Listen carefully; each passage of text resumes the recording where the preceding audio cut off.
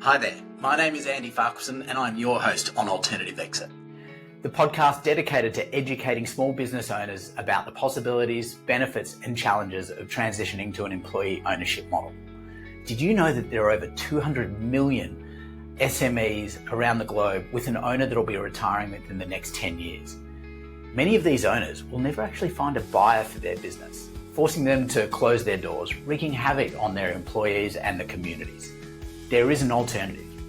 This show will explore different forms of employee ownership and the best practices for a successful transition. Each episode is going to feature interviews with experts on employee ownership, business owners who've successfully made the transition, and consultants who've helped facilitate these changes. Okay, now let's get on with the show. Hello everybody and welcome back to the Alternative Exit. So our next guest has over 2 decades of experience working in employee ownership across hundreds of employee-owned organisations. Ewan Hall is a director of the Baxendale Partnership, affectionately known as Baxies over in the UK, and they're one of the UK's most experienced advisors on employee ownership. He specialises in ownership transitions, governance, financing structures, particularly around the employee ownership trust, which is prevalent over in the UK. So Ewan really sits at the intersection of ownership and finance and long-term business sustainability, which, look, a combination of subjects which we all love here at the Alternative Exit. So very, very excited to have Ewan here for the chat. So Ewan, welcome to the Alternative Exit. Very happy to be here, Andy. Happy to be here. Although I work within Baxendale Employee Ownership, which Baxi Partnership founded us, but we're sort of our own organisation. Okay.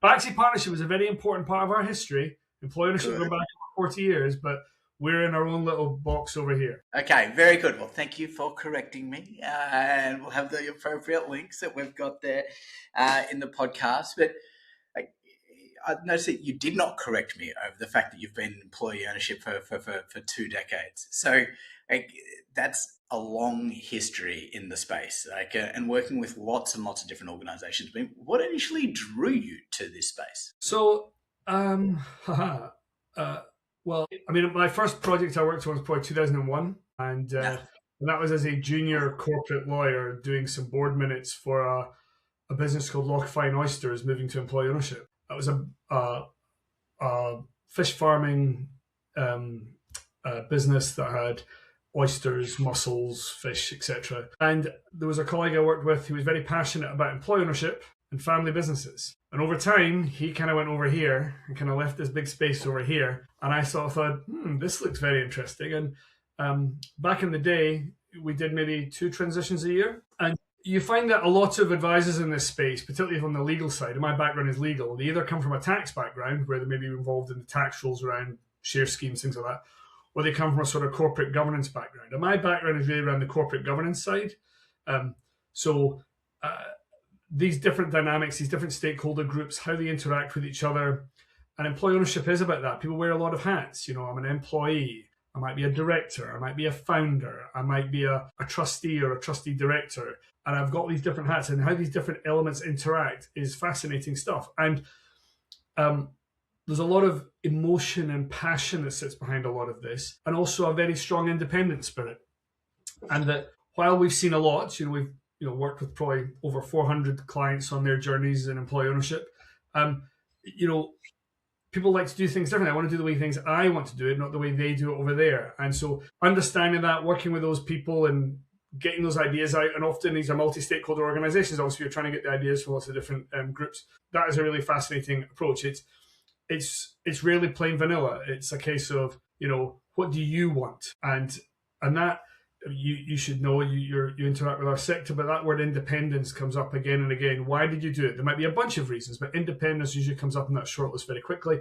And that sort of independent spirit infects an awful lot of what we do and what our clients want to do. And we are employee owned ourselves. We're on the journey ourselves. We don't just advise on it. We wrestle with the challenges and the opportunities that come with it. Well, that's got to help in those kind of conversations with potential clients as they're sort of looking to sit there trying to find someone to help them through their transition. So, hey, look, we do it too. Well, it works. Like when we're interacting with an organisation like the Employee Ownership Association, for example, which is the sort of trade body in the UK, we go there wearing our hat of, well, we advise in this space. We know, we've seen it from all different angles, but also we're on this journey too. we've got experiences to share about how we dealt with this, but also, we want ideas from other people as the best way for them to, get over some of these issues, because it is a different approach to leadership, collaboration, all these elements that feed into. If you want to get the most out of an employee ownership model, you don't just stick shares in a trust and call it a day. You have to sort of change the way you think, the way you behave in a lot of ways that, to some extent, we're still wrestling, and we're in an organization that in some shape or form has been employee owned for over 40 years. And we're always revisiting how this could be done and how it could be done better. I mean, how different do you find that is to other companies? I mean, look, a company that's been around for 40 years, they've got multiple phases. They're continuing needed to reinvent so that they can survive and thrive.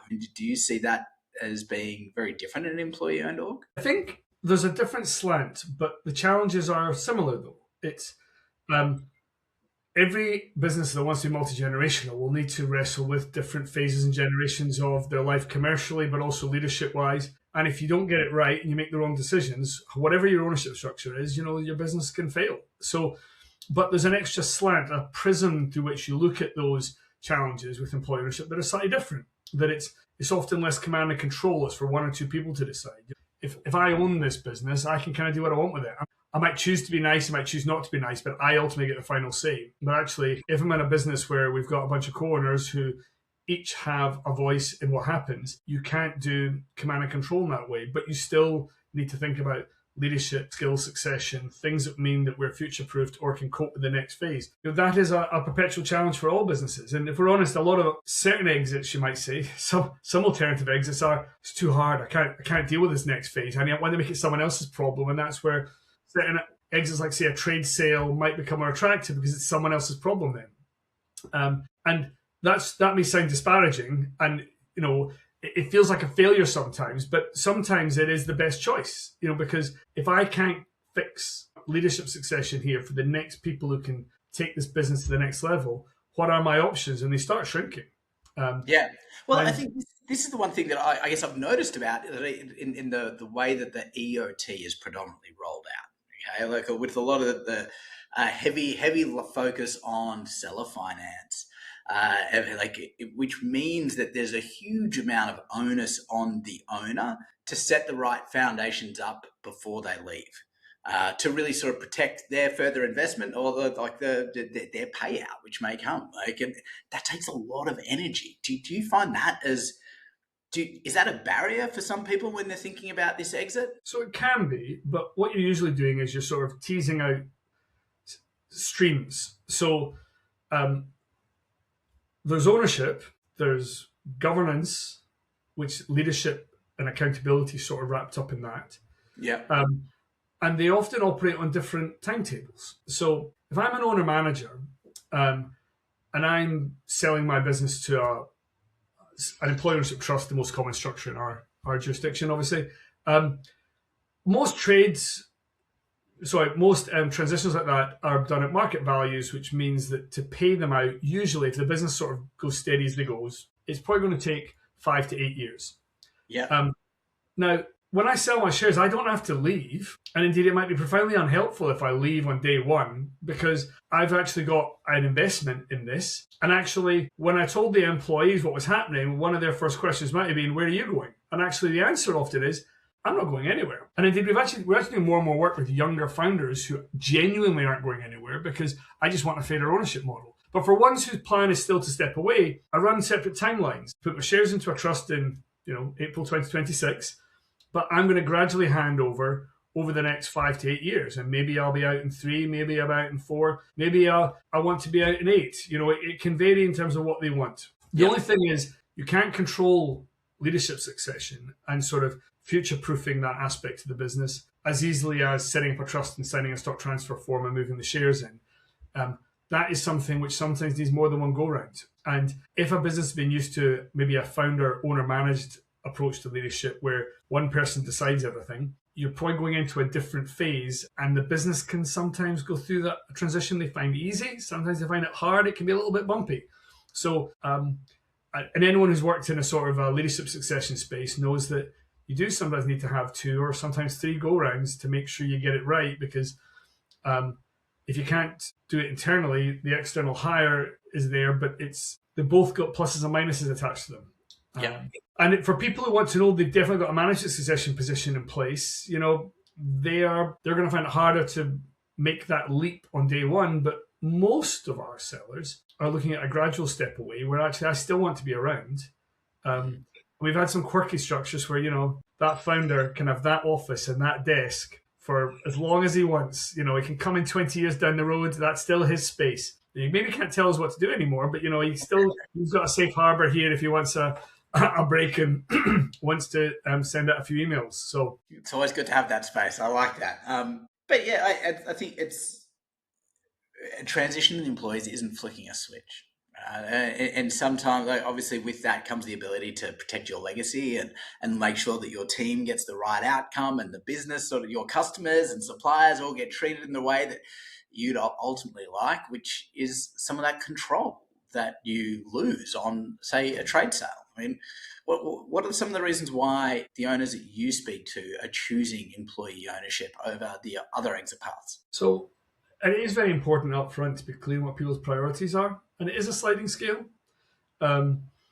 We get some at the very benevolent side of things where I love this business, I love the people, and often they've built it with me. I might own the shares, but actually it's been a collective endeavor to get here.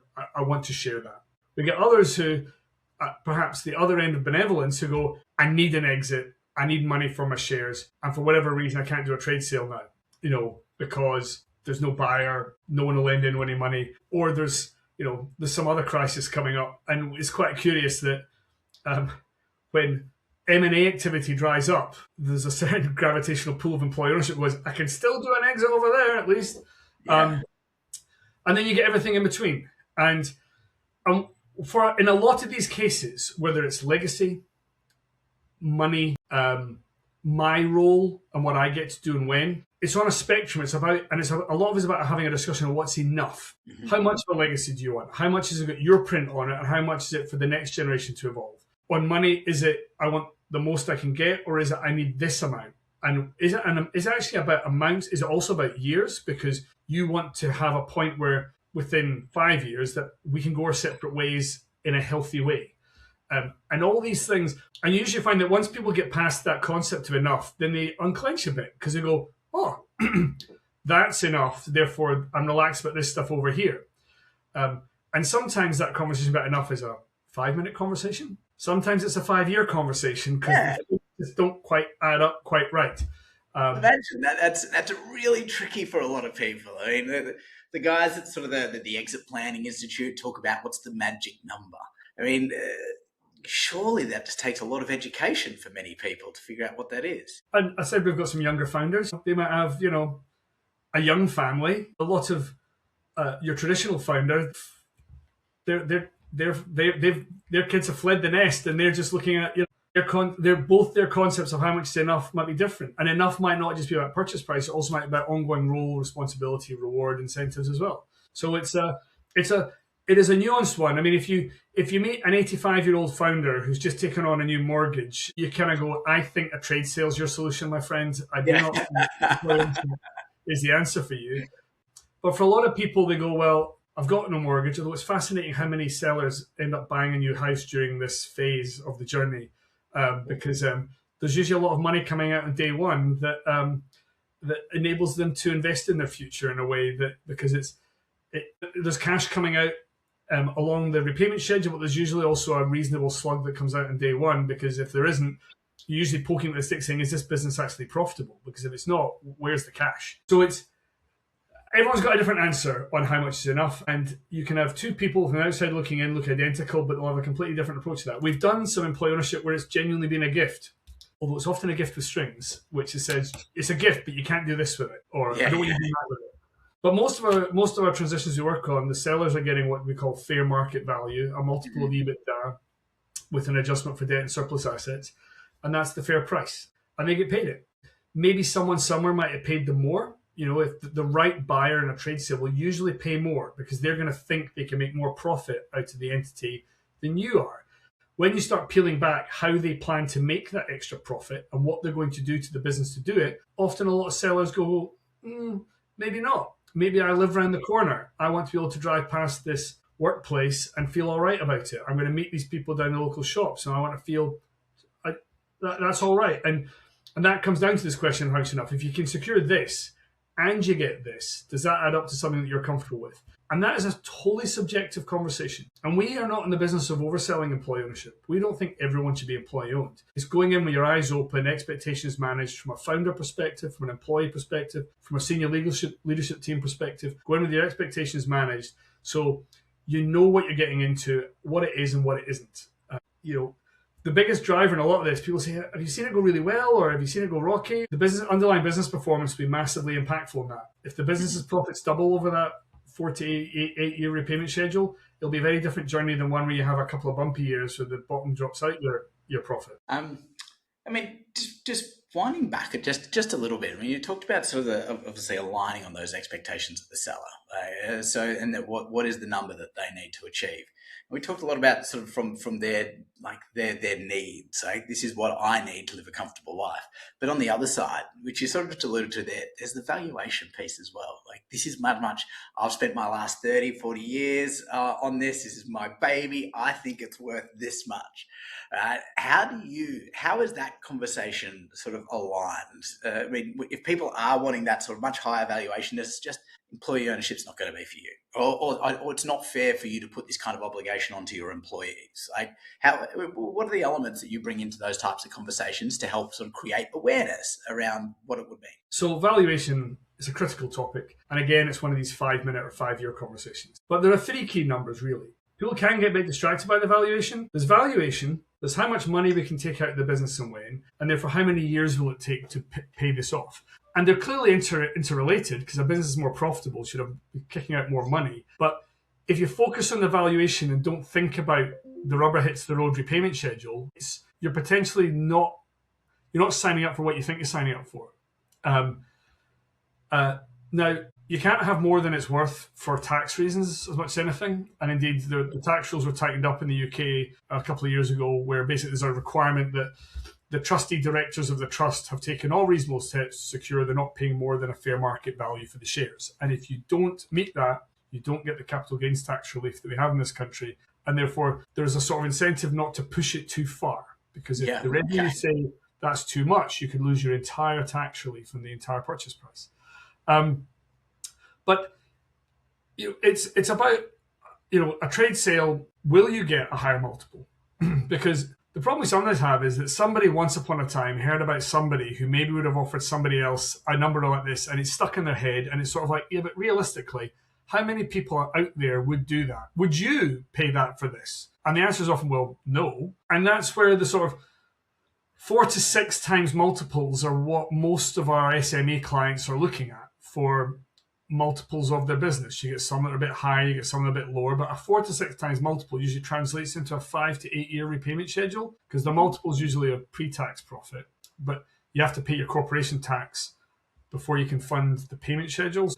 In the UK, corporation tax averages usually about 25%. So if you take your multiple and add 25%, that's how many years it will take to fund a 100% disposal if profits stay flat. And that can bring it into stark reality. Now, obviously, businesses might go up, so profits might go up. But when you're extracting this amount of cash from a business, it's often running a bit leaner. And its ability to invest in growth, things like that might drive growth in revenue and profitability, is often a bit limited during the repayment schedule. Having said that, anything can happen. We've been through COVID in recent past, and that did all sorts of things to EBITDAs. But it is just about being practical about looking at these 3 numbers. What is the kind of valuation? When are you actually going to get paid it? Because it's not the sticker price. You don't get that on day one. And how many years will it take? And it just brings it into translating it into the real world. And for some people, they go tick, tick, tick. That's no bother. Others go and they suck their teeth and they have to go away and think about it for quite a long time. Or maybe I need to get the profits of my company up. It's not in the right. This business as it stands isn't actually worth what I need it to be for whatever reason that might be. Yeah. So I think that's a really valid point. Once people understand where they need it to be, they can then make that decision and sort of how they need to make those changes to drive that. And everyone's different. We've had, clients with no kids. It's all hers or all his, and if we're not around, we don't care anymore. Their approach to that will be very different to someone who's got, dependents who have real needs that they need me for the rest of their lives, and my aspect on how much is enough is going to be different. I'm going to have a different spreadsheet set behind that. But it is also about other things that you put a value on, which is free time, the ability to do other things with my life that aren't just. And if we're honest, that's often the trigger for these conversations. It's not, I want to sell my my business for X. I want to change my life, my working life in particular. I want to be doing something different Monday to Friday. I might be on down to 3, maybe 4 days a week, but I actually need to find a way of taking this weight off my shoulders. And then that leads to the next conversation about exit, which is why so much of our work, to be honest, is referred to as by accountants, because it's often the accountant they have that conversation with once a year for preparing the accounts. And the accountant says, "How's it going?" He goes, getting a bit tired over here, and they go, "Well, you need what are you going to do? And here are your options." And there's only so many options in play usually. Yeah. Well, it's great that there's like that group of accountants that are aware of employee ownership in the UK. And I think sort of having sort of big awareness has obviously been a big part of getting a lot of growth that we've had. Well, that was the point of the tax relief that was introduced in 2014. Its main focus was to force mainstream advisors to mention employee ownership when people talked about ownership succession, because our main problem during the 2000s was that no one even heard of it. I don't even know what that is. When I'm given a list of options, no one mentions employee ownership. They mention trade sale, management buyout, private equity, for big enough, maybe a listing of some kind. Nobody mentioned employee ownership. But by making it a tax incentive, it forced the advisor, if you're going to be a good advisor, to say, and there's this option over here that you will save some tax on.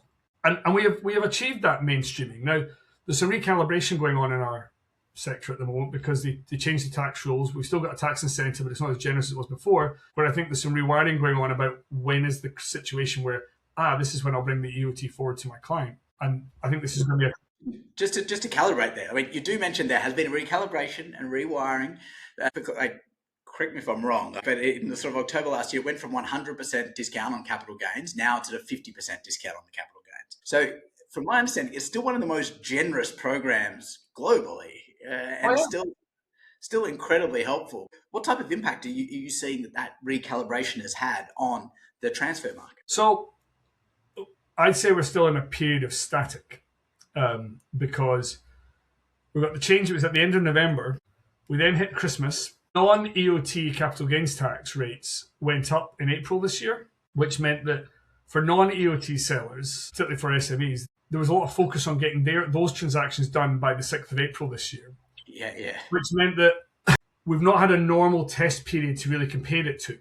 Yeah. And so people understand the tax relief is very attractive, and from the 6th of April it became more attractive again because, like I say, capital gains tax rates for non-EOT disposals have gone up again. Mm-hmm. And if we're honest, that's what happened with the EOT. The EOT tax relief when it was 100%, when it was first launched, it was attractive, but it wasn't as attractive. But as other CGT rates, capital gains tax rates went up, this became too good. Because it was like, I used to be, I was saving 10% for most sellers, but now it'd be 24% if it'd been left like that. So it's usually about 12% tax a seller is saving if they go down the EOT route. And it's still a very attractive rate. You cannot sell your business for a 12% tax rate, which is in essence what it is, in the UK in any other way. But it does introduce another wrinkle for when there's almost a fourth number in this as well now. There's the valuation, there's what can I take out and when, and how many years, and when do I have to pay my tax? Okay. Most of my consideration is often deferred, and I'm going to have to probably pay my tax on all the price. We used to be really busy running the run up to the 6th of April to get transactions done. Now we've got a lot of people going, I'll just wait until after the 5th of April, actually, because that'll give me another year to pay my tax, because when I'm working out how much I will get, I need to put in the fact that I need to pay some tax in that as well. And it's just another wrinkle. And most trade sales and other exits usually involve some deferred consideration as well, but just not usually 5 to 8 years worth. It's usually you're looking for a 3-year exit plan or something like that. So it's definitely thrown a wrinkle into this. There's still a market out there. It is currently the end of April. I think we've done about 10 transitions this calendar year. So there's work going on, but it's going to be not as busy this year. We just don't know quite where it's going to settle, because we're in a very different place. I mean, the run up to November, when no one thought the tax relief was actually going to change, but whenever there's a budget event, there's a little flurry of it might. We did 20 transitions in 4 weeks, which is not how we like doing it, I have to say. But we had a bunch of very grateful clients at the other end. These are the transition is very important, but it's a very key milestone. But it's only one milestone in the journey, which is employee ownership, because the journey never ends.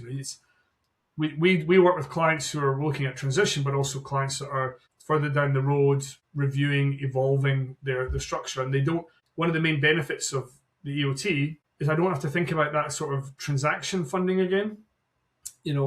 I mean, don't get me wrong, employee ownership business can be sold. It's just not usually plan A.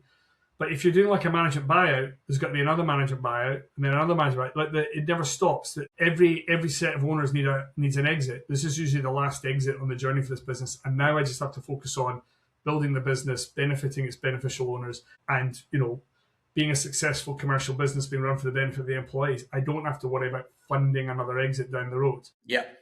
Now, I want to get there and talking about running and sort of setting up a business to really thrive under employee ownership. Before we go there, sort of think about the transaction. What do you've talked in the past about sort of finance being a sticky point for these transactions, like with the large majority of them being seller financed. I mean, what do you see are the solutions, or what would you like to see as some of those solutions to help solve this problem or this sort of stickiness in these transactions? I mean, I suppose I don't necessarily see it as stickiness. I think there's potentially a missed opportunity within the employee ownership sector about an aversion to debt finance that might actually help them in certain circumstances. But to a certain extent, often that's around borrowing money to invest to grow your business. Taking on debt to refinance some other debt doesn't usually benefit the business per se. And that is one of the problems with that, is that if I'm taking on a debt to grow my business, I've got a return that I can quantify, that if this pays off, paying off that loan will be no bother because I've doubled my profits, whatever.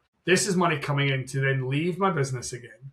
And I'm paying a premium for that. I'm paying an interest rate, arrangement fees, all that.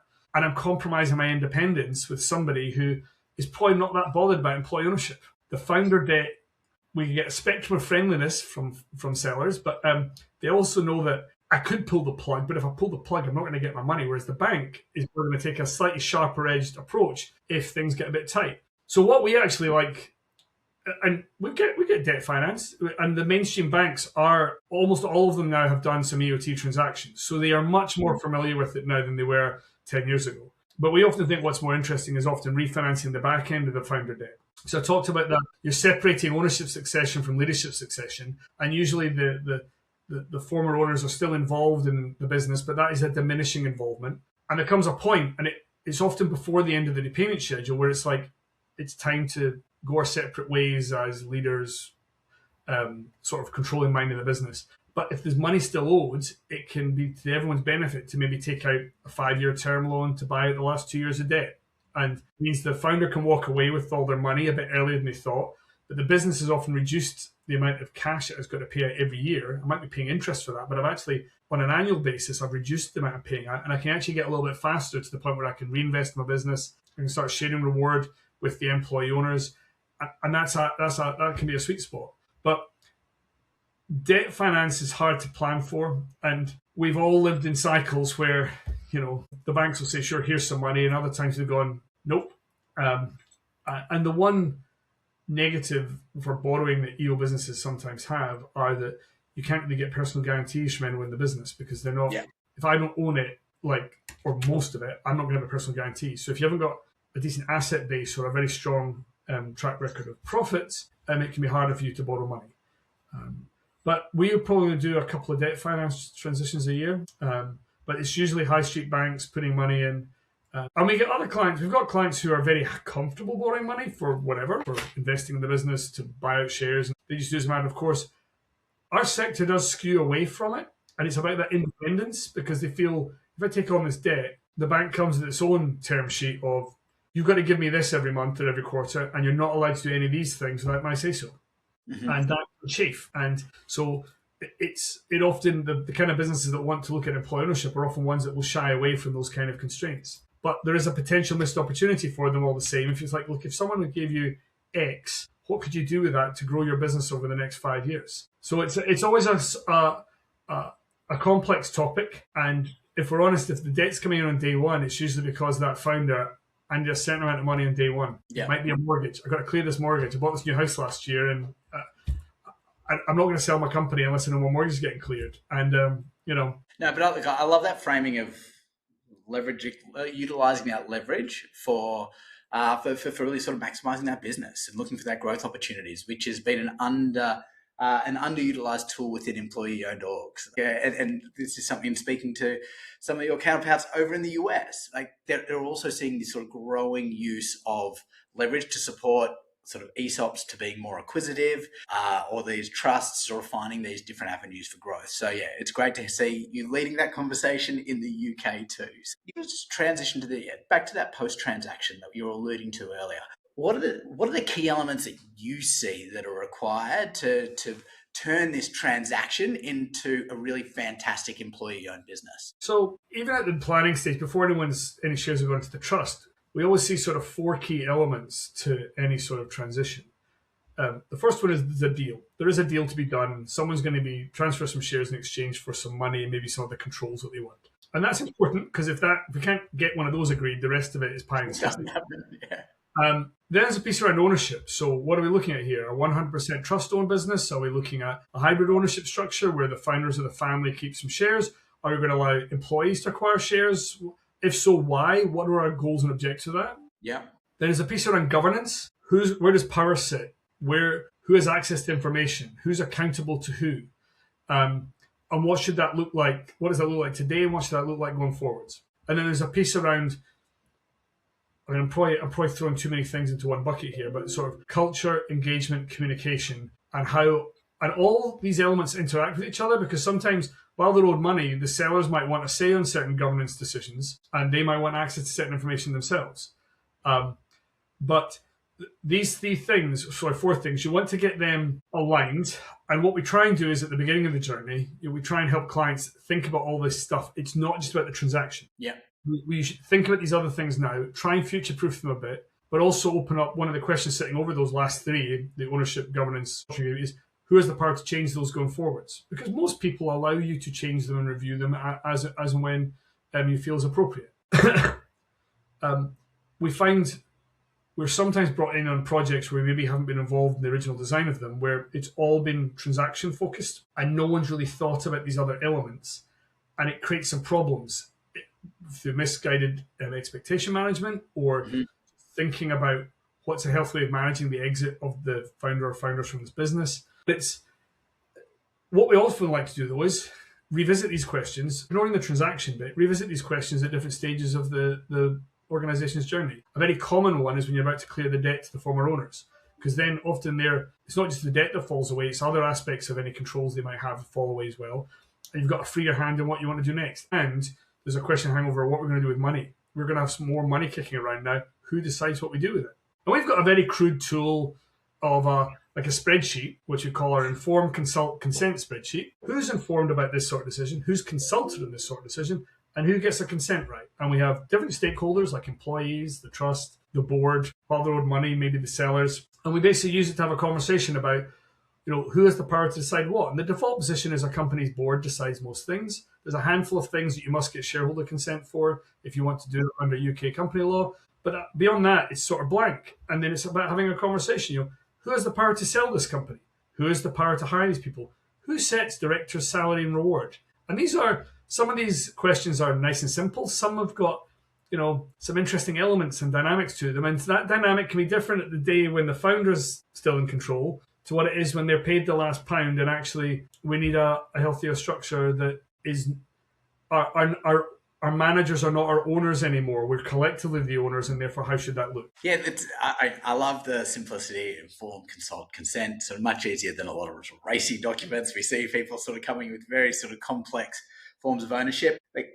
We have had some people sort of on the pod that have talked about they've gone through and created that list. Sometimes it's been a long laundry list, sort of over sort of 30, 40, 50 different types of decisions that they've documented to help people inform that. What do you think's a good level, like in terms of detail for people to be able to walk through? There's a practical bit should sit around everything about this model in terms of how is this going to operate in the real world. I personally don't think there's necessarily a limit, but how much you formalize as a rule, particularly around consent, because some of this stuff will be a function of your culture and how you implement stuff. So a lot of the inform elements, some of it might be codified. A lot of it is just good practice, because if you want a high-performing employee-owned business, what you generally want to do is to get people understanding how their business works, how it succeeds, how it fails. So you want to proactively usually be sharing information and education as to how to interpret that information so that people can input into the success of the organization at all these different levels. So what information should not be shared? Our sector skews more transparently than a lot of other organizations. I mean, you get non-EO businesses that got high levels of transparency, but we probably on average skew more transparency. So that sort of concept to inform is often, well, let's get the information out. Now, we probably need to give context and training so people know what to do it. But in that consultation piece, the voice I want to hear from these different stakeholders, if I'm looking at my workforce, well, actually, I still need the right people making the right final decisions in the right place in my organization. But I generally want to encourage, well-informed, engaged people giving me feedback as to how we succeed. So how long the list of things that you want to share and get input on can be quite long. And it doesn't need to be limited. It will depend on the circumstance we look at. I mean, we have some clients who operate a model of almost like implied consent. Just go out and do it. But some people can raise their hand and reel you in if they think you're perhaps... And that's that balance of collective structure and giving individual autonomy and empowerment to individuals to go off and succeed individually, but within the context of a collectively owned business. And every business will have a different approach to that. What is helpful is to have a healthy conversation involving all the relevant stakeholders. But what sometimes gets problematic is when, in particular, the board and the trust aren't communicating properly with each other as to their various hopes and expectations. Yeah. If you get a board that feels they're trying to backseat drive what we're trying to do over here when we've got all the legal responsibility for running this business, but you keep putting your foot on the brake pedal when we want to go on the accelerator. Similarly, you get some trust who sit there going, I don't really know what's going on over there. They don't really give me good information. What they give me is they say they're very busy, and you want a healthy balance of the conversation, and that usually starts with an agreement on how do we measure success, and what are our high-level objectives.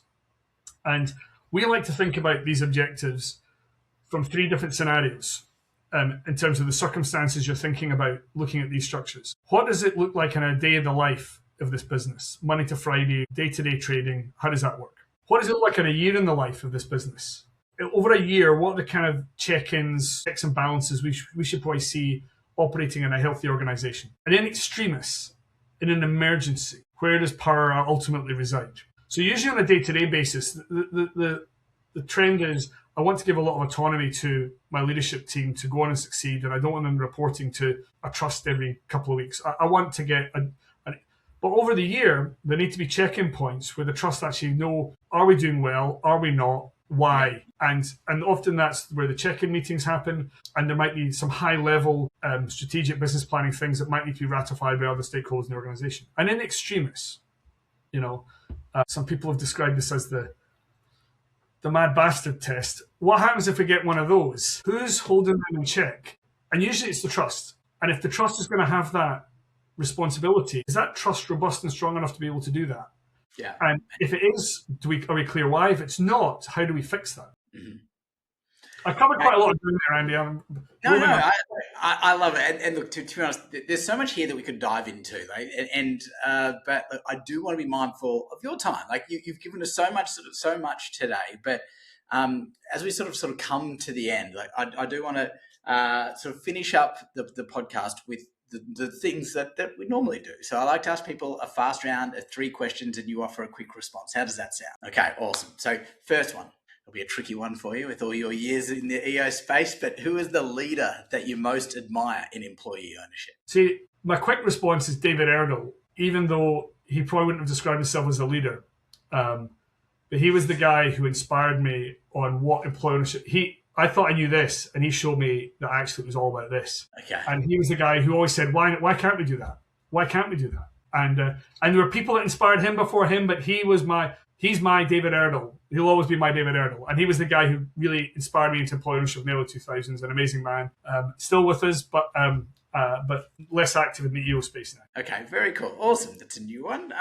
What is your favorite resource on employee ownership? My favorite resource? I mean, ultimately, the ultimate resource I feel we have in the UK is the network we have of a thriving EO sector, that we've got a group of people who are happy to share their experiences collectively and openly in a way that a lot of sectors don't get that. The Employee Ownership Association is obviously a big conduit for that, but lots of networking groups set up around that.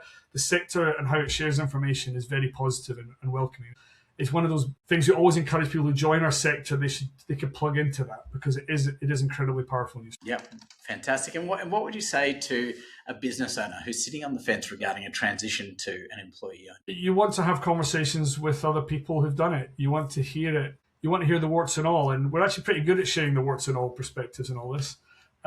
So you want to hear it when it went good. You want to hear when it went less good, and then you want to compare it with your own experience. But often he wants to talk to. It's often a he, but it's often a she as well. But who are they going to talk to? But often they might have their leadership team, and they want to talk to leadership team people and their peers in other organisations as well. But that's what I would suggest is the best approach to getting to feel what it's like in reality. Okay, that's awesome. So Ewan, look, thank you so much. As I'm sure listeners will realise, we've barely scratched the surface of sort of all your hard-earned knowledge around sort of these EO transitions and what's going to make them successful. But thank you so much for giving us a window into those hard-earned learnings. And look, where can people go if they want to follow more of your story and learn a little bit? Well, we're Baxendale Employee Ownership. We've got a lot of resource on our website. We're a small consulting business, but there's 9 of us and 9 people who just do employee ownership. That's probably one of the larger teams in the UK. And we're active across the whole UK. We've even done some non-UK work as well, because we don't go in and do the technical stuff overseas, but maybe on culture and engagement we do some of that work as well. But we're always happy to talk about employee ownership, because spreading the word is part of the responsibility of people who work in this sector as well. But yes, you can find us online. You can find us on LinkedIn. Find us all over the place. But we're an active bunch, and we are collective. Like, I'm one of a group. This is not my business. This is my colleague's business. Very cool. So I'll have links to the LinkedIn and the website in the show notes. But Ewan, thank you so much for your time. Thank you for your leadership, and thanks for joining us on the Alternative Exit. Absolute pleasure. Thanks, Andy. We hope you enjoyed this episode. If you want to continue learning about employee ownership as an alternative exit, head across to abettermonday.me for additional links and resources. You can also make sure to subscribe or follow along in your favourite podcast app, and be sure to leave us a 5-star review.